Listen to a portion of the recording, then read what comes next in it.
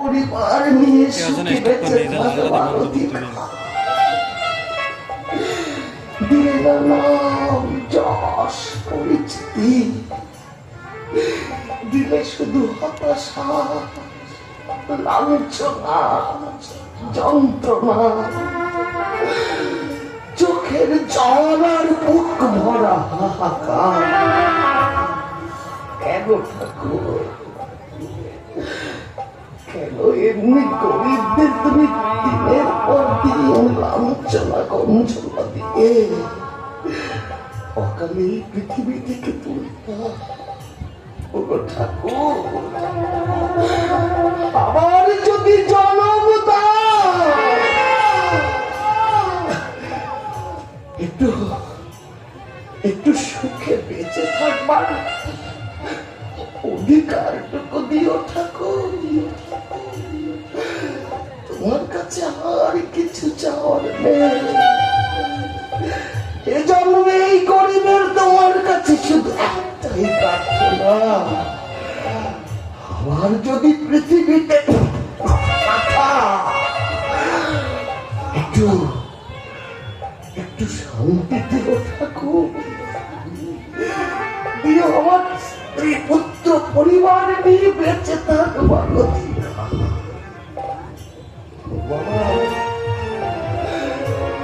আমাদের শেষবারের মতো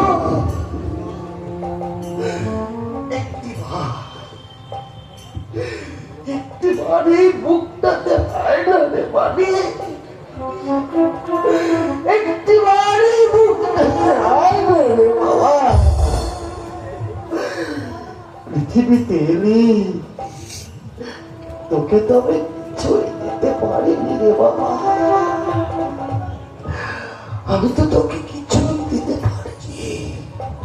ও বাবা, আবার যদি এই পৃথিবীতে আসিস, ওই নিষ্ঠুর ভগবানকে বলি তোকে যেন আমার মতো গরিবের ঘরে না পাঠায় রে বাবা। ওই ভগবানকে বলিস আমার মতো গরিবের ঘরে যেন না পাঠায়। তোকে তো আমি কিছুই দিতে পারিনি রে মালিক, হয়তো পারতাম কিন্তু।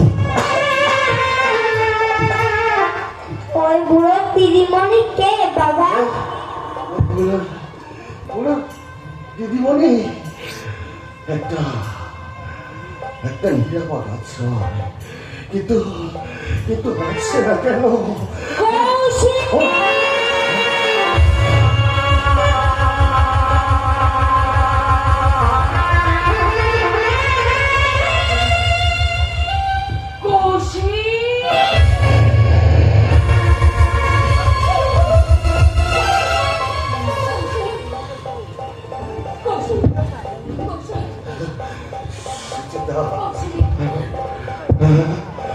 সুচেতা,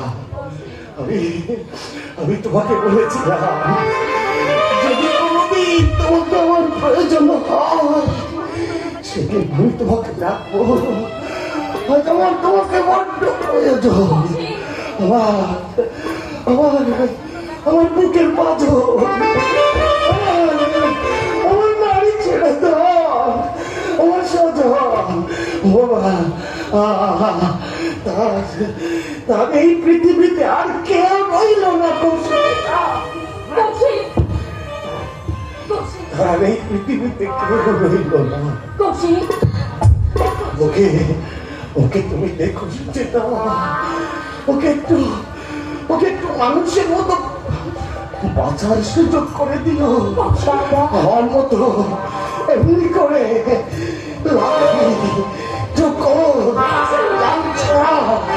গঞ্জনা সহ্য করে তাকে যেন মরতে না হয়। ওকে আমি তোমার হাতে তুলে দিয়ে গেলাম। আমার বুকের বাজারটাকে আমি তোমার হাতে তুলে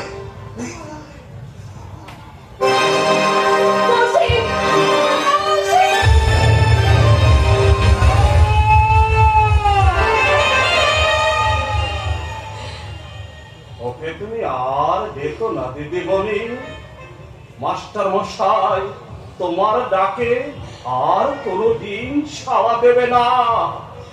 মাস্টার মশাই তার নিজের জীবন দিয়ে এই সমাজের কাছে প্রশ্ন রেখে গেল, গরিব